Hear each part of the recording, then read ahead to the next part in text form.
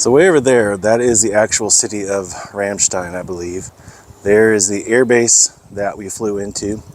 We are currently staying in Landstuhl. It's a pretty small town. This is about it. Population of about 8,000 people. I think it was about 5 square miles. Our hotel is down that direction somewhere. So we are going to go ahead and pause that guy for a little bit because I kind of got my notes mixed up a little bit. So we're going to go ahead and read from my actual notes and figure out a little bit of the history of Landstuhl and the Nanstein Castle. So the area of Landstuhl has been inhabited for thousands of years. Archaeological evidence and excavations reveal settlements from Celtic and Roman periods. The Celts left behind burial mounds, tools, pottery. The big rock that's on the top of the hill was thought to be maybe like a religious kind of area. The Romans introduced trade networks, road systems, fortifications, and Landstuhl's strategic area near the Rhine frontier meant that it played a big role in the Roman defense and commerce, connecting it with the region with Gaul and beyond. So let's go ahead and get back to it. I hope you did enjoy the video of where we flew into and out of the Ramstein airport, stayed in the Sickingen town of Landstuhl, and explored the Nanstein Castle in Germany.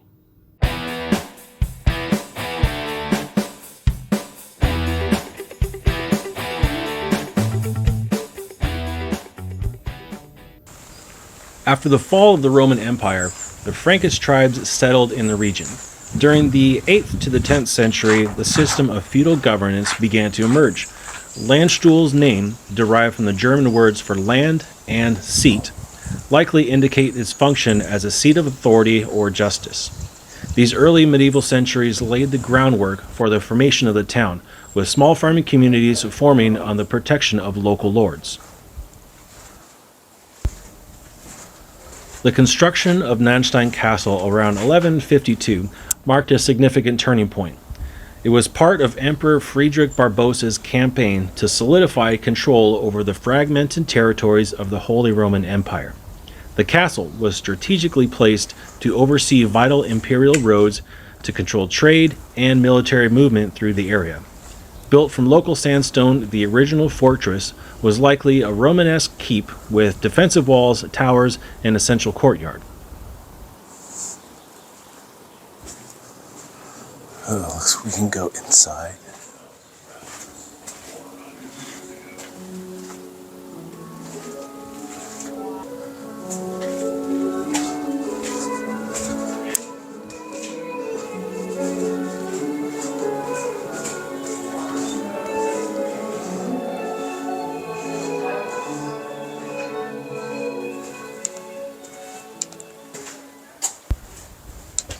In the early 16th century, Nanstein Castle became home to Franz von Sickingen, one of the most influential figures in German knightly history.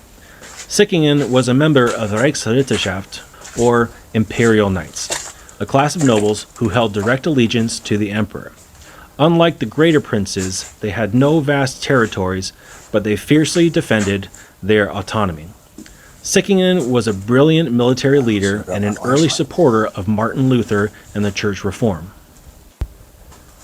Sickingen transformed Nanstein into a modern fortress by early 16th century standards. Recognizing the changing nature of warfare, he fortified the castle with angled bastions, thicker walls, and gun emplacements designed to withstand and deliver artillery fire. These modifications reflected the broader military revolution occurring in Europe, where castles were evolving to artillery-resistant forces due to the spread of modern gunpowder technology. In 1522, Franz von Sickingen launched what became known as the Knights' Revolt, attacking the Archbishop of Trier in a bid to reduce the church's power and to elevate the role of the knightly class. When the campaign failed, Sickingen withdrew to Nanstein Castle, which soon came under siege by a coalition of regional forces. The defenders held out bravely, but after an intense bombardment, the walls were breached. Sickingen was mortally wounded and died within the fortress. His death signaled the collapse of the knightly cause and the rise of centralized princely power within the Holy Roman Empire. Following Sickingen's death, the castle remained in the hands of his descendants, but never regained its former glory. Though partially rebuilt, it suffered further damage during the 30-Year War and again in the late 17th century during French invasions. By the early 1700s, Nanstein was largely abandoned. Stones from the ruins were repurposed by townsfolk for building homes and civic structures. But tell you what, I'm surprised at the free range that we have at this castle. It seems like there's only a few parts that are actually blocked off, which, I mean, works for me. You can see down there's part of the parts that I came up, and then I came up. There's a staircase under there, was just up at that turret. And now we're just continuing to walk around. Big old flagpole. Real nice view of the town down here.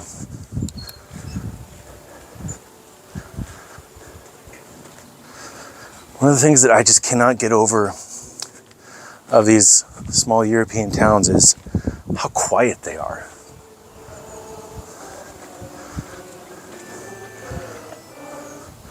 Now that I say that, there's a couple people singing for something.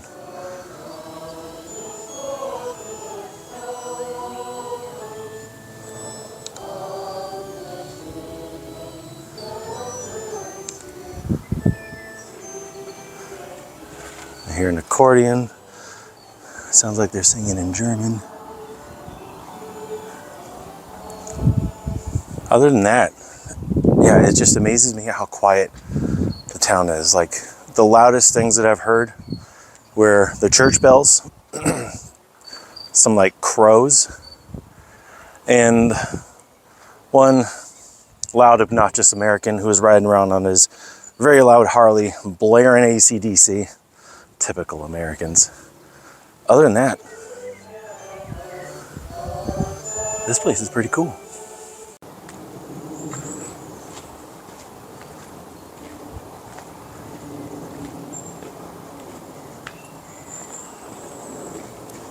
Not a lot of people here.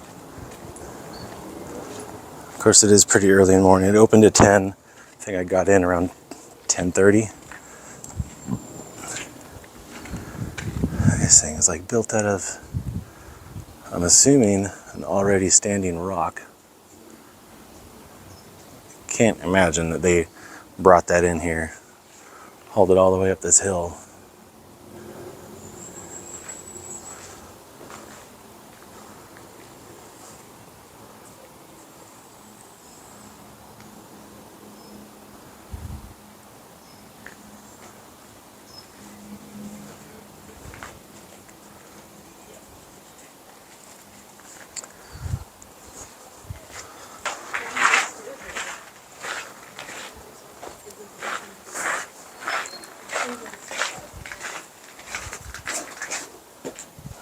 Okay.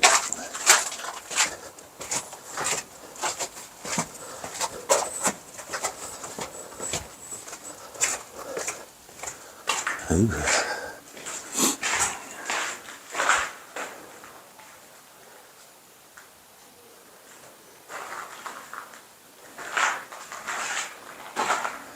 Kind of reminds me of the tunnels at Rzeszów. Oh wow, just keeps on going. Okay. Here we go. Oh, something wet dripped on my head.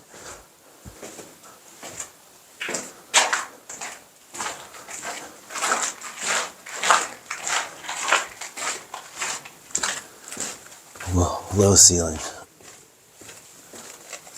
Okay. Ah.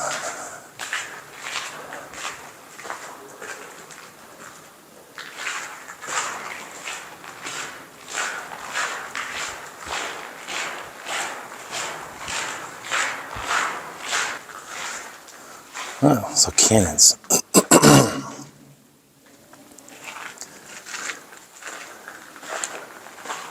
Echo. What's this? Put yourself in the time of castle being besieged in 1523. By activating the buzzer, you can trigger the blast cannon and experience the rumble of the battle. Okay.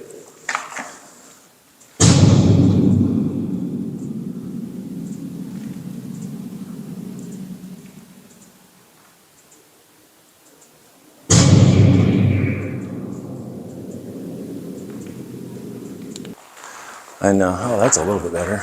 I know you guys can't really tell, but this place echoes a lot. And I can only imagine. So I pushed that button and it flashed some lights and made some booms from this cannon over here.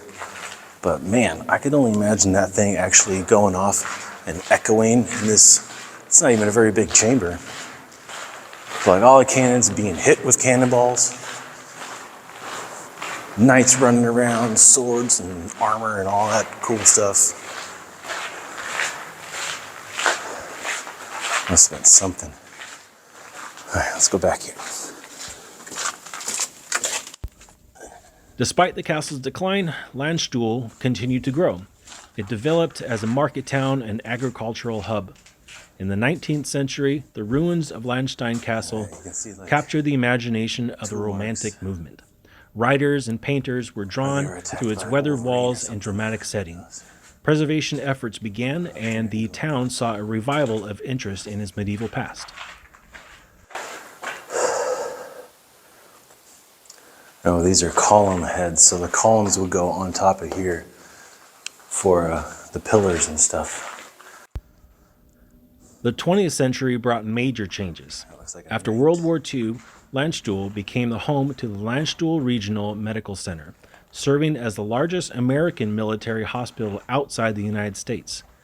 This facility brought international visibility and a new community of residents and visitors. Meanwhile, the ruins of Nanstein Castle were stabilized and partially restored, turning them into a key cultural and historical attraction. Almost fell. Today, Nanstein Castle is more than a historical ruin. It's a venue for events, concerts, and medieval festivals. Its walls tell the story of feudal power, reformist vision, and architectural evolution. Visitors can stand atop the towers, walk the ramparts, and reflect on the tumultuous centuries that unfolded beneath its gaze. Man, these people must have had quads like nothing. These stairs are steep. Or maybe they're not steep. Maybe I'm just out of shape.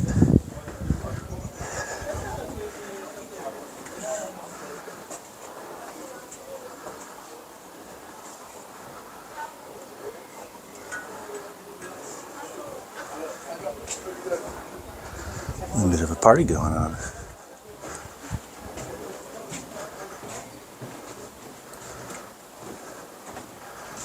Oh, the end.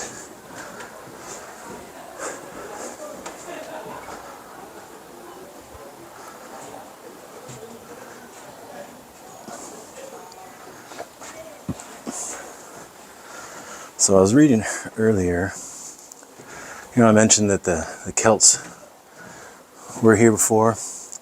This was a holy site, and they mentioned a rock on top of a hill. That is a big rock. Oh, look at this cannonball. That is about the size of a standard bowling ball, looks like. Imagine that thing hurtling through the air. Well, that was pretty cool. So got to see a castle and got to walk through it. I more expected to just be like this and walking around the outside. But no, that was pleasantly surprising. For €6, totally worth it. But I do have to get back to work now. We're flying out in about 2 hours. We got to meet at the hotel downstairs. Going to, oh, it must be 11 o'clock. I can hear the church bells. All right, time to get going. Well, thanks for watching. If you want to learn more about Nanstein Castle or Burg Nanstein, just Google that. Look up the guy Franz von Sickingen and Landstuhl, Germany. As always, if you liked what you see, be sure to like, follow, subscribe. If there's something you want to see in future videos, please feel free. Leave that in the comment section down below, and I'll get around to it. Until next time, my name is Ryan. Thanks for flying.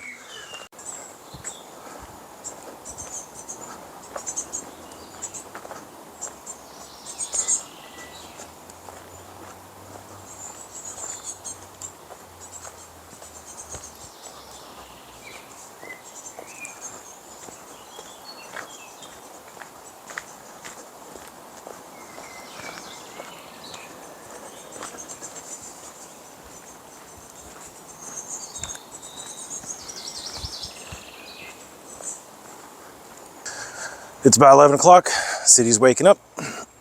It goes to sleep pretty early. Like I said, it is so quiet. Like even now, when I'm talking right here, I feel like I'm ruining the ambiance for nobody. Birds, maybe.